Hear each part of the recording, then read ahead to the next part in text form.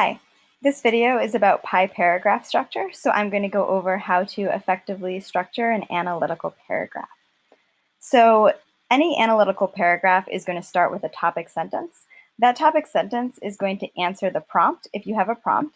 It's also going to state the main idea of the paragraph, so it's what you're going to be proving throughout the whole paragraph. Then most of the paragraph is going to be what we're going to call pies. And each paragraph has 3 pies in it. And what we call a pie is this point, illustration, explanation, all working together. So the point makes a claim or introduces an example that's going to support that topic sentence. The illustration is your evidence, and we call it the illustration because it shows or lays out or illustrates that the point is true. And then the explanation is your analysis, which is going to make the connection between the point and the illustration and the topic sentence. So it's essentially saying, all right, so we've stated this claim, we have shown that it's true with this illustration. Why does it matter? How does it support that topic sentence? And then in any analytical paragraph, you want to have multiple examples or multiple pieces of evidence to prove that your topic sentence is true. So we're going to have 2 additional pies, and then these 3 pies all together will provide a really strong support for that topic sentence. Then the last sentence, or could be multiple sentences in your paragraph, is going to be a conclusion sentence or possibly conclusion sentences. And what that's going to do is connect all of the pies to each other and to this topic sentence. So it's essentially saying, so I showed these things, and that's why the topic sentence is true, and just give your readers a good takeaway message at the end. So we're going to next look at an example paragraph. So the next thing I'm going to show you is a prompt and the topic sentence. So we're going to talk about how to write a topic sentence based on the prompt. So this paragraph is about the short story, The Stolen Party by Liliana Hecker. And my prompt is, in the opening scene of The Stolen Party by Liliana Hecker, how does Razara's mother treat Razara? And I've already written a topic sentence, and that is, in the opening scene of The Stolen Party by Liliana Hecker, Razara's mother is both harsh and caring toward her daughter. So you'll notice that in my topic sentence, I repeated a fair amount of the prompt. That kind of lead-in, set-up context part at the beginning is to set what we're talking about. We're talking about the opening scene of The Stolen Party by Liliana Hecker. And then I answer the question really directly. It asks, how does Razara's mother treat Razara? I said, Razara's mother is both harsh and caring toward her daughter. So I found my answer to this question by looking through that opening scene itself and gathering some evidence. So I was looking at the different things that Razara's mother says to her daughter and how she treats her. And since the first thing that I was doing to come up with that topic sentence was looking at evidence from the story, usually what I end up doing is choosing my illustrations before doing anything else. So even though the first thing that I'm going to write is after the topic sentence is going to be the point, I usually choose my illustrations first. So I'm going to show you that here. So the 3 illustrations that I chose, I had 2 examples of her saying pretty harsh things to her daughter. So the first one is, get away with you, believing any nonsense you're told. So that's going to show that she's harsh. Then my second one down here is, that one's not your friend. You know what you are to them, the maid's daughter, that's what. Also harsh. And then my last illustration here is going to show her more caring side. But on the morning of the party, she discovered that her mother had starched her Christmas dress. So that's going to show that she's caring, right? So working together, these 3 pies are going to show that she's both harsh and caring. So you won't necessarily always have kind of 2 pies supporting one part of the topic sentence and 1 pie supporting the other. That's just how this one happened to work out. Sometimes you could, for this paragraph, actually have 3 examples that all show that she's both harsh and caring.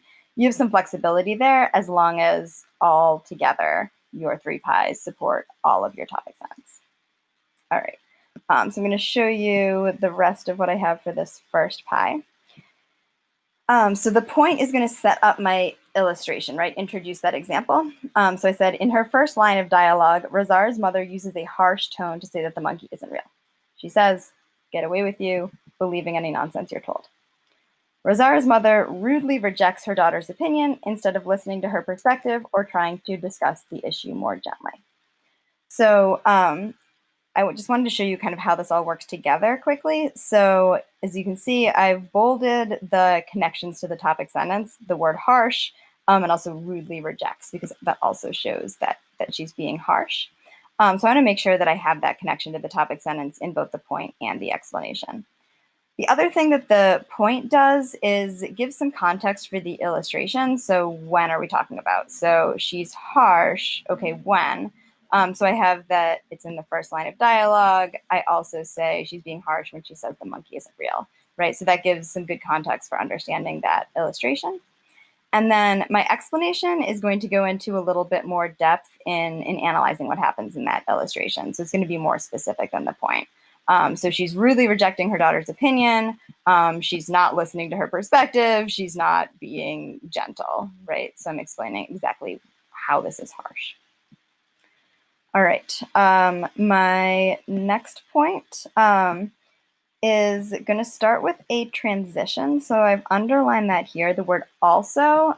So when I start this point by saying she also speaks harshly, I'm showing that, oh, hey, we're just adding another example. We're still showing that she's speaking harshly.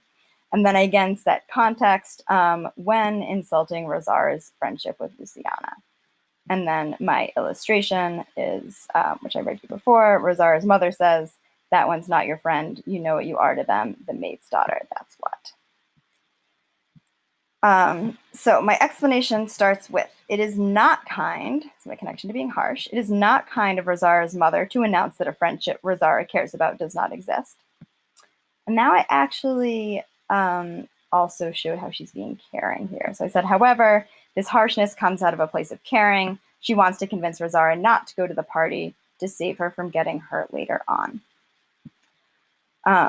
Right, so I have this harsh, not kind, harsh. I'm also getting at the second part of my topic sentence, caring, when I say it comes out of a place of caring. She's being pretty mean, but it's because she wants to convince Razara not to go to the party because she thinks Razara will get hurt if she goes, which comes true. So in my next point, I'm transitioning into talking about her being caring here. So this transition, the word despite shows that there's kind of a shift or a change. So despite her harsh words, which is what we just looked at, so something new is coming here, Razara's mother shows how much she cares about her daughter when she helps Razara prepare for the party. Pekka writes, but on the morning of the party, she discovered that her mother had starched her Christmas dress. So I'm going to explain how this action of starching the Christmas dress is caring. So I wrote, even though she thinks going to the party is a bad idea, Razara's mother loves her daughter enough that she helps her prepare to make sure she has the best experience possible. Right, so I have this word loves, which I'm connecting to the idea of caring.